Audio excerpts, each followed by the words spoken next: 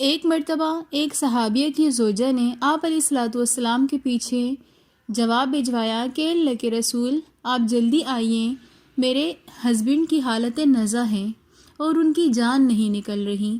آپ علیہ الصلوۃ والسلام جلدی سے ان صحابی کے گھر پہنچے تو دیکھا صحابی حالت نزع کی حالت میں ہیں۔ آپ علیہ الصلوۃ والسلام نے اس صحابی سے کہا کہ کلمہ پڑھو، لیکن صحابی کی زبان سے کلمہ جاری نہیں ہو رہا تھا۔ آپ علیہ الصلوۃ والسلام نے ان کی زوجہ سے پوچھا کہ ان کی والدین میں سے کوئی حیات ہیں؟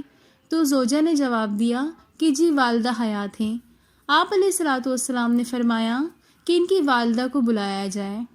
چنانچہ ان کی والدہ کو جب بلایا گیا، آپ علیہ الصلوۃ والسلام نے ان سے پوچھا کہ آپ کے بیٹے کا کیا عمل تھا؟ تو ماں نے کہا، اے اللہ کے رسول، میرا بیٹا بہت نیک تھا، پوری رات نوافل اور تہجد پڑھتا، دن کو روزے رکھتا، صدقہ خیرات ہر چیز کا بہت زیادہ خیال رکھتا، اللہ کے احکامات کا، لیکن میرے حق میں بہتر نہیں تھا۔ مجھ سے جب بات کرتا تو بدتمیزی کے انداز میں بات کرتا، چلا کر بات کرتا، میں راضی نہیں ہوں اس سے۔ تو آپ علیہ الصلوۃ والسلام نے اس ماں سے فرمایا کہ اپنے بیٹے کو معاف کر دیں۔ تو ماں نے کہا کہ اس نے میرا بہت دل دکھایا ہے، میں اس کو معاف نہیں کر سکتی۔ تو آپ علیہ الصلوۃ والسلام نے فرمایا کہ اگر آپ اس کو معاف نہیں کر سکتی تو کیا اس کو آگ میں جلنا پسند کریں گی؟ اگر میں اس کو آگ میں جلاؤں؟ تو ان صحابی کی ماں نے کہا کہ نہیں، میں اپنے بیٹے کو آگ میں جلتا ہوا نہیں دیکھ سکتی۔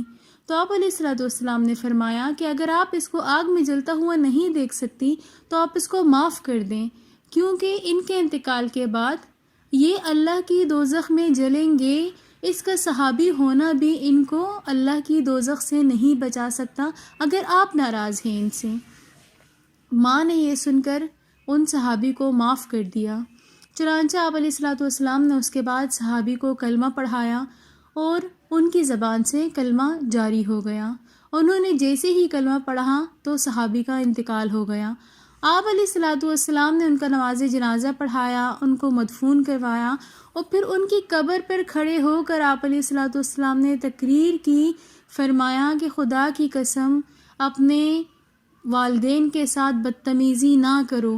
اگر آپ اپنے والدین کے ساتھ بدتمیزی کریں گے تو آپ کا کوئی عمل آپ کو اللہ کے عذاب سے نہیں بچا سکتا۔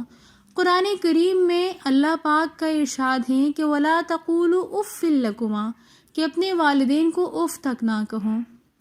لہٰذا اپنے والدین کی جتنی قدر کر سکتے ہیں، جتنا خیال رکھ سکتے ہیں، ان کا خیال رکھیں۔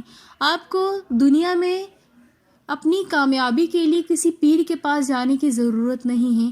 اللہ نے سب سے بڑے پیر اور آپ کے گھر میں آپ کے والدین کی صورت میں لا کر رکھ دیے ہیں۔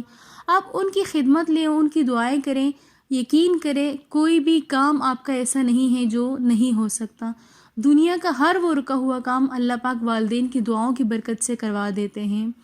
لہٰذا پیر اور مریدوں کے چکر سے نکل کر اپنے والدین کی قدر اور ان کی ضروریات کا خیال رکھنا شروع کر دیں، اللہ پاک آپ کی زندگی آسان فرما دیں گے۔ اگر آپ کو ہماری آج کی ویڈیو پسند آئی ہو تو ویڈیو کو like, comment, share and subscribe ضرور کیجیے گا۔ ملتے ہیں نیکسٹ ویڈیو میں، تب تک کے لیے اللہ حافظ۔